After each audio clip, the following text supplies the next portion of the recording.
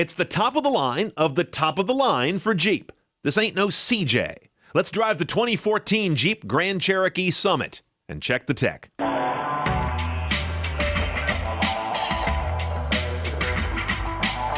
You can spot a 2014 Grand Cherokee by the face, revised rather notably. But beyond that, the Grand Cherokee carries on as something of the American Land Rover. Big, clean, and bold, without a lot of that World War II bric-a-brac that doesn't make a lot of sense to buyers under 40 anymore. Except for some little tiny since 1941 call-outs you'll find on the headlights and the steering wheel. They just can't help themselves.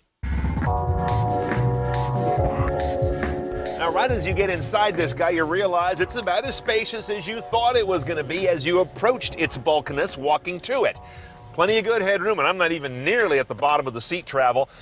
As you can see, this isn't the CJ Jeep of back in the day. This has become the biggest bourgeois rock crawler in the market, but they're meant to be luxurious. That's what Grand Cherokees do in the Jeep lineup. Let's get right to our center stack technology. This is what you probably noticed right off the bat in this very nicely, almost too nicely appointed cabin. This is a Garmin-oriented nav system to begin with. You recognize that right away because it has the familiar where to. That's Garmin language. It's rated as one of the easiest to use in the entire auto industry. Once you do get your navigation set or just browsing the map, it's one of the nicer looking ones. Street names are always quite legible, as are the legends for traffic and such, or direction of street. It's a little doughy and a little bit soft, but once you zoom in well enough, you can read it very well.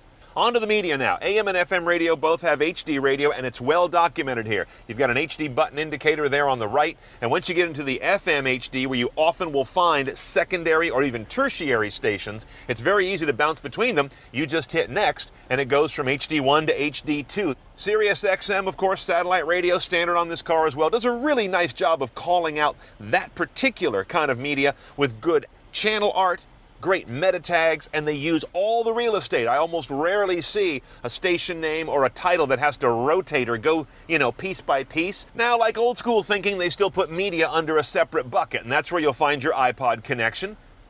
SD card is one you're probably not going to use so often, but again, meta and album art do a good job, as good as you did on the card. And of course, Bluetooth streaming with meta tag information again. You've also got an aux jack, and by the way, all that stuff lives down here in this bin in the front. In the back, there are two more USB jacks, but don't get excited. Those are not for media. Those are USB charging jacks. A few more technology touches I want to call your attention to before we go to the hood. Interesting, very electronic, very modern, very non-Jeep, to be honest, shifter down here that controls the 8-speed automatic. Now, down here are your drivetrain control systems and what's a fairly ambitious and sophisticated undercarriage, because we have the four-wheel drive version. Not all of these are. This is honestly kind of taken out of a page from Land Rover that had this thing pretty early on, but you just rotate the knob and it does all the thinking for you for setting up how the four-wheel drive works, from snow to sand to let it figure out as conditions change, and then we have mud and rock.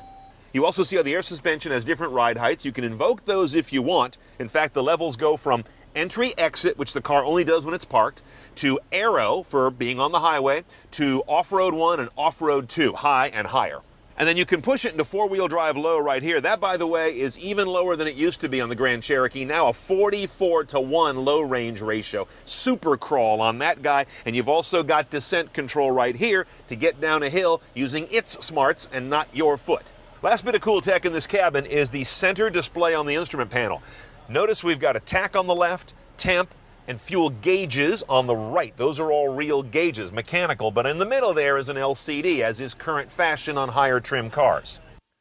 You connect apps. Now, not a lot going on here yet. You've got Bing Search, a bunch of remote telematics you can do from your smartphone, and a hotspot, which functions as proof that car makers want a piece of the mobile bandwidth explosion. It costs anywhere from $10 a day to $35 a month to activate the Jeep's built-in hotspot. And when you do, it's only 3G. Now, the first thing I notice when I get in the engine bay without reading a single spec is that I know there's a Hemi V8 option, because you got about enough room in front of this V6 to put one of those micro apartments they're doing these days. So yes, you can get two more cylinders on the front. That's another video. We have the 3.6-liter variable valve train V6, one of their Pentastar motors. This guy doesn't do any particular trickery, but delivers 290 horsepower, 260 foot-pounds of torque.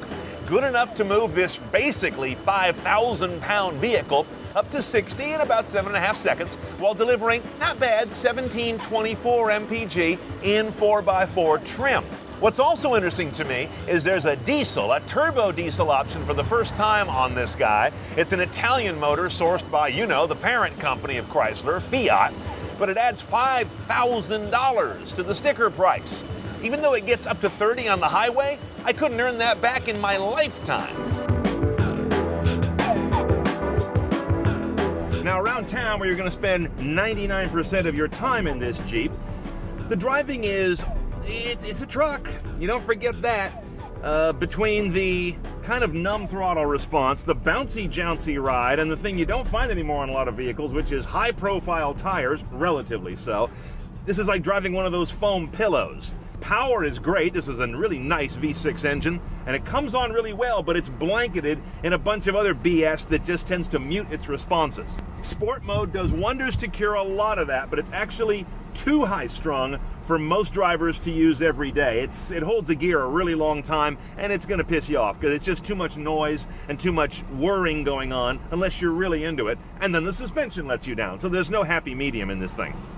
Now, we have adaptive cruise control, which also has a forward collision warning, which will get in there and mitigate the crash. You activate that just by turning on cruise, and then you have these two buttons here that rather cartoonily show you distance greater or distance less. And if I set this right here, and I set my speed, and I set my distance, it seems to be very well reading the road in front of me. But I gotta tell you, in the end, driving this Grand Cherokee, I just feel like I took a nice off-road vehicle and I suburbanized it too much. It's been defanged. Maybe that's just me, but I think an off-road vehicle with this kind of credentials should be a little more pure instead of swaddled in all this stuff. But this is America. Who am I kidding? Doing up a Grand Cherokee CNET style is pretty easy. Just bring 52 grand. You order the Summit trim level that we have at about $49,000, and then add four-wheel drive for $3,000 more. Skip nonsense like the optional backseat Blu-ray system, and tell your kids to just roll down the window. That thing out there is called a tree.